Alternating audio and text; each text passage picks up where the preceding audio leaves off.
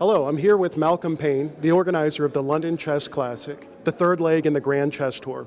Now, Malcolm and I, we have quite a history going back a whole year now, working on this Grand Chess Tour. Malcolm, can you tell me what your thoughts on the inaugural year, how it went, and what your thoughts are moving forward?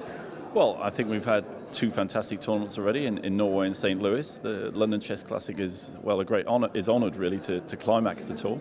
The tour standings, of course, change with every round, which is quite nice. I think that very often in a tournament, you know, you get someone who's in the lead and they might stay there. It doesn't necessarily fluctuate. But actually, I've been looking at the tour standings, and they fluctuate every day, which is really, really nice. There's $150,000 of prize money at stake, in addition to the $300,000 here.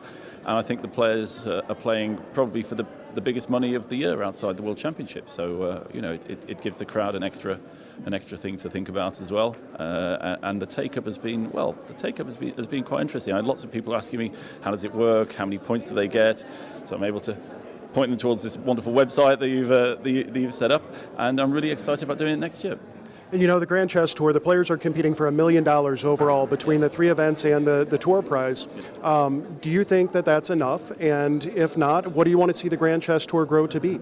Well, $1 million certainly in chess terms is great, but I don't like to think in terms of where the chess world is currently. You know, I think we've got ambitions to make it much bigger than that, to have a named sponsor put in a bit more money to the Grand Chess Tour. What I'm pleased about, though, is that actually the prize money at London has been brought up. It's been increased by being part of the tour, and I think that's very good. The fact that the tour is, if you like, raising standards both for the professionals and also for the spectators, which is what it's all about.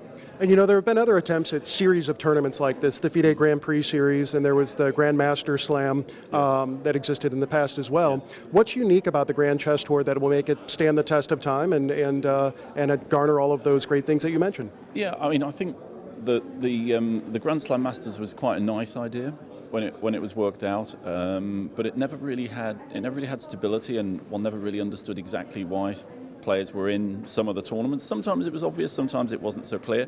I think the good thing, and I think it's essential for any structure like this, is that the Grand Tour has very clearly defined rules, and so you'll know immediately at the end of the 2015 Grand Tour who's playing in the 2016 Grand Tour, or should I say who's being invited.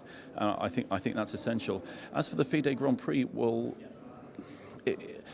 they were quite nice tournaments, but they didn't have. It was almost like Division 2. You know, it wasn't Major League.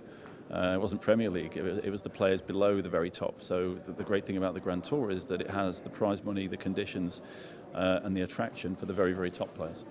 You heard it here first, ladies and gentlemen. The Grand Chess Tour 2016 promises to be better than any of the tours that have existed in the past, including this year. Thank you very much, Malcolm.